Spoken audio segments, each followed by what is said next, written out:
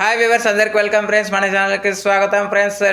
Lucknow super Giants versus Chennai super Kings మధ్య మ్యాచ్లో reverse cup మ్యాచ్లో మొత్తానికి రివెంజ్ అయితే తీర్చుకుంది చెన్నై సూపర్ కింగ్స్ పైన Lucknow super Giants. So 7 wickets తేడాతో ఘనమైన విజయాన్ని అయితే సాధించింది. సో మ్యాచ్ ఎలా సాగింది ఏంటి అనేది మనం వివరాలకు వెళ్ళిపోదాం. అంతకంటే ముందు ఈరోజు match number 60 Kolkata night riders versus Gujarat Titans మధ్య మ్యాచ్ అయితే ఉంది. ఇది కూడా రివర్స్ కప్ మ్యాచ్ లాంటిదే. సో ఇది కేకేఆర్ వేదికగా జరగబోతోంది. మరి రివెంజ్ ఎవరు తీర్చుకుంటారు, లేకపోతే అదే మొమెంటం అనేది కంటిన్యూ అవుతుందా అనేది మీ ఒపీనియన్స్ని కామెంట్ బాక్స్లో కామెంట్ చేయండి. ఏమాత్రం లేట్ చేయకుండా మన టాపిక్లోకి వెళ్ళిపోదాం. So let's move in to the topic. Hi hello we were, అందరికీ వెల్కమ్ ఫ్రెండ్స్. మన ఛానల్కి స్వాగతం. మా ఛానల్లో మీకు కనుక వీడియోస్ నచ్చితే లైక్ చేయండి, షేర్ చేయండి, కామెంట్ చేయండి మరియు సబ్స్క్రైబ్ చేయండి. మరిన్ని నోటిఫికేషన్స్ కోసం పక్కనే ఉన్న బెల్ ఐకాన్ని ఆల్ పైన ట్యాప్ చేయండి. ఆల్ పైన ట్యాప్ చేయడం ద్వారా మేము చేసే ప్రతి వీడియోలని, తాజా వీడియోలని నోటిఫికేషన్లో పొందగలరు. సో టాస్ గెలిచి మొదట ఫీల్డింగ్ అయితే ఎంచుకుంది లక్నో సూపర్ జైంట్స్. ఎంచుకున్న దానికి వాళ్ళకైతే ఒక మంచి రిజల్టే వచ్చిందని చెప్పుకోవచ్చు. ఎందుకంటే ఆకాష్ సింగ్ని వాళ్ళైతే తీసుకొచ్చారు. ఆకాష్ సింగ్తో పాటు కొన్ని చేంజెస్ కూడా చేసింది లక్నో సూపర్ జైంట్స్ అని చెప్పుకోవచ్చు. సో ఫస్ట్ ఇనిషియల్ స్టేజ్లో కొన్ని బౌండరీస్ అయితే వచ్చాయి ఫస్ట్ ఓవర్లో. ఆ తర్వాత సెకండ్ ఓవర్ దగ్గర నుంచి మంచిగా స్టార్ట్ అయిందని చెప్పుకోవచ్చు. లక్నో సూపర్ జైంట్స్ వాళ్ళు టైట్ లైన్ అండ్ లెంత్ అయితే వేస్తూ వచ్చారు. సో ఫోర్త్ ఓవర్లో దగ్గర నుంచి వికెట్స్ అయితే పడుతూ వచ్చాయి వరుసగా. సో ఫస్ట్ రుతురాజ్ గైక్వాడ్ యొక్క వికెట్ అయితే తీసుకోవడం జరిగింది. రుతురాజ్ గైక్వాడ్ 13 రన్స్ అయితే చేసి అవుట్ అయ్యే సమయానికి స్కోరు 37 పార్ట్నర్షిప్కి అయితే ఎండ్ అయింది. తర్వాత నెక్స్ట్ వికెట్ కూడా ఆకాష్ సింగ్కే రావడం విశేషం.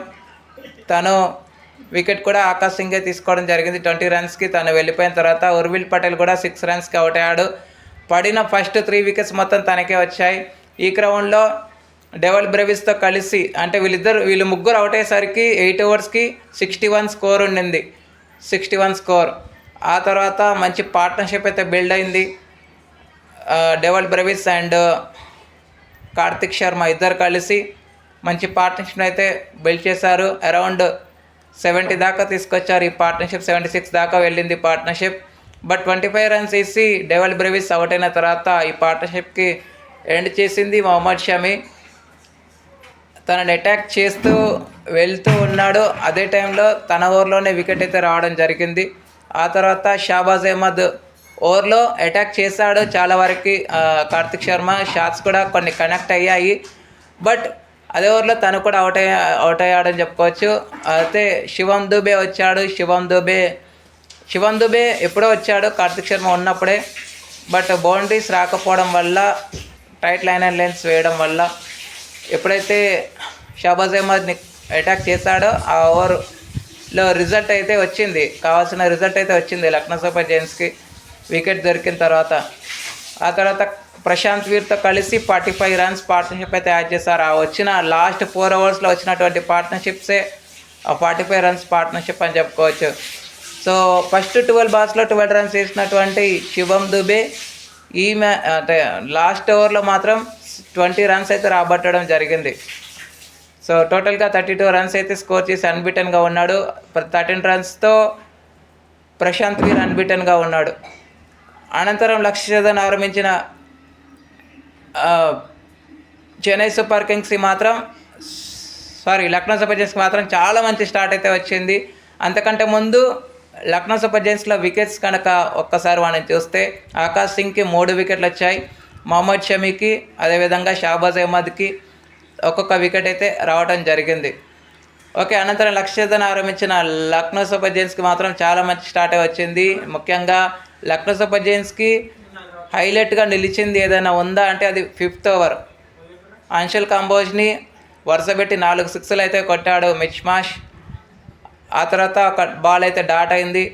లాస్ట్ బాల్ 4 కొట్టడం అయితే జరిగింది. సో చాలా వరకు 28 రన్స్ అయితే ఆ ఓవర్లో రావడం జరిగింది.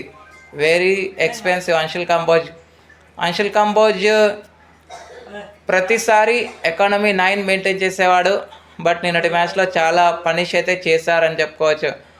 సో 129 రన్స్ మంచి ఫ్లయింగ్ స్టార్ట్ అయితే వచ్చింది. బట్ చూస్తూ ఉండగానే 90 రన్స్కి చేరుకున్నటువంటి మిచ్ మార్ష్ లేని రన్కి వెళ్ళి రన్అట్ అవ్వడం అయితే జరిగింది 90 రన్స్కి. ఆ తర్వాత 36 రన్స్ వేసి జోష్ ఇంగ్లీష్ కూడా అవుట్ అయ్యాడు. ఆ వెంటనే అబ్దుల్ సమద్ 7 రన్స్ వేసి తను కూడా అవుట్ అయిన తర్వాత ఏమాత్రం కుదుటకు లోన్ అవ్వలేదు. ఎందుకంటే కావాల్సిన రన్స్ అయితే దగ్గరలోనే ఉన్నాయి లక్నో సూపర్ జైంట్స్కి గెలుపు ముంగిటకు వెళ్ళడానికి. ఎందుకంటే ఒక్క పార్ట్నర్షిప్ వస్తే సరిపోతుంది. ఆ టైంలో ఆ ఒక్క పార్ట్నర్షిప్లో చాలా మంచి ఇది అయిందని చెప్పుకోవచ్చు. 32 రన్స్తో